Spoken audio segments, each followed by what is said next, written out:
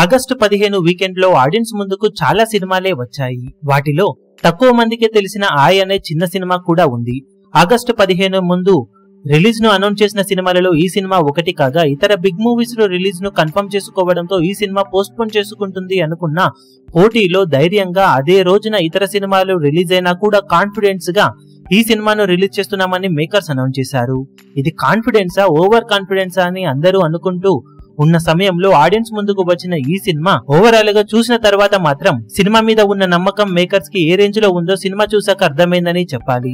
కథ పరంగా పెద్దగా మ్యాజిక్ ఏమీ చేయకపోయినా కూడా సాదా సీదా కథకి మంచి కామెడీని కలిపి ఒక మంచి సినిమా చూసిన ఫీలింగ్ ఆడియన్స్ కి కలిగేలా చేశారు టీం.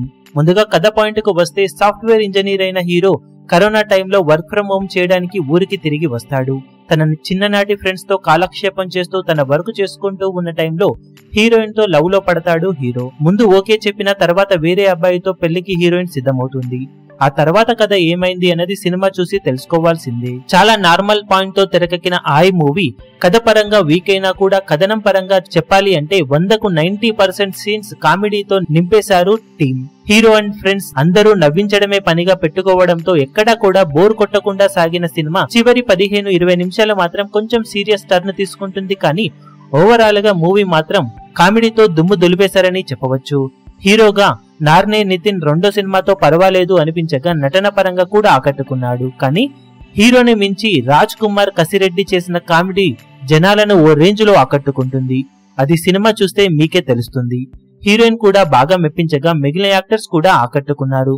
మొత్తం మీద సంగీతం అలాగే బ్యాక్గ్రౌండ్ స్కోర్ సినిమా ఫీల్ కి తగ్గట్లు మెప్పించాయి. ప్రొడక్షన్ వాల్యూస్ బాగున్నాయి. డైరెక్టర్ ఎంచుకున్న గోదావరి నేపథ్యం బాగా సెట్ అవ్వగా సింపుల్ కథను కూడా అందరినీ నవ్వించడమే ధ్యేయంగా పెట్టుకున్న టీం కామెడీ సీన్స్ చాలా వరకు వర్కౌట్ అవ్వడంతో వంక పెట్టడానికి వీలు లేకుండా పోయింది. ఎలాంటి అంచనాలు లేకుండా థియేటర్స్ కి వెళ్లే ఆడియన్స్ అక్కడక్కడ కథ కొంచెం స్లో అయినట్లు అనిపించినా ఈజీగా కథను గెస్ చేసేలా అనిపించినా కూడా ఓవరాల్ గా ఎక్కువ శాతం సినిమాను ఎంజాయ్ చేస్తారు.